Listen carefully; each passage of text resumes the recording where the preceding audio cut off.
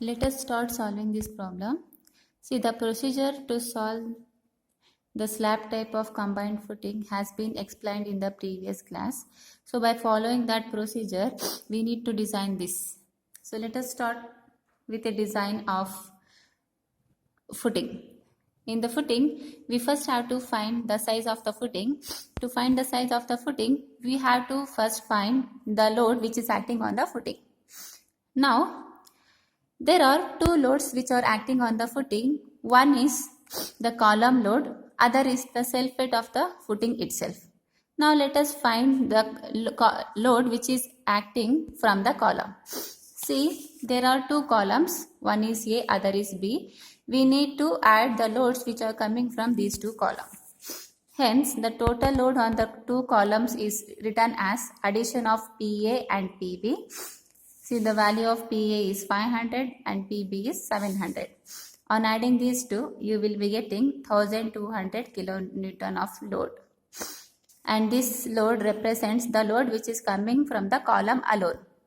Now we have to also consider the self weight of the footing. Usually we will consider a 10% of column load. Here, the total load from the column is 1200. And we have to consider 10% of this load. So for which, what do we have to do? We need to convert this 10% in terms of decimal, for which I am writing 10 divided by 100 into. This is of column load. The load from the column is 1200. Now on simplifying this, you will be getting 120 kilonewton. Now to find the total load which is acting on the footing will be written as P is equal to the load which is coming from the column as well as the load self weight of the footing. On adding these two values, that is 1200 and 120, we will be getting the total load which is acting on the footing, and that is 1320 kilonewton. Now let us find the area of the footing. To find the area of the footing, the formula is total load divided by SPC of soil. Here the total load is the load which is carried over the footing, that is written as P divided by SPC. Here the value of P what we have got is 1320 divided by the SPC of the soil is given in the question, which is 150 kilonewton per meter square. You substitute that value here, simplify it, you will be getting 8.8 meter square.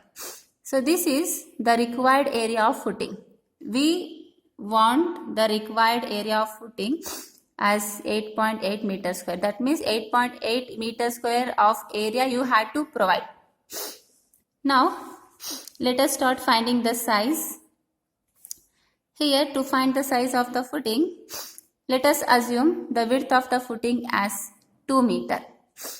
If the width of the footing is not given in the question, at that time you can assume your own value. You can either assume 1.5, 2 meter, 3 meter, it is left to you. But you have to keep in mind that what type of footing you are designing. If you are designing a rectangular type of footing, you always have to keep in mind that a rectangle has 4 sides in which 2 sides is long.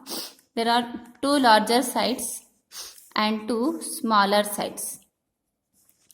See, this is this vertical portion we always consider it as width, and the horizontal portion we always consider as length. Now by keeping these two things in mind, we have to assume the width of the footing. As I am getting 8.8 meter square of area, I am considering width as 2 meter because I want the larger portion as the length of the footing.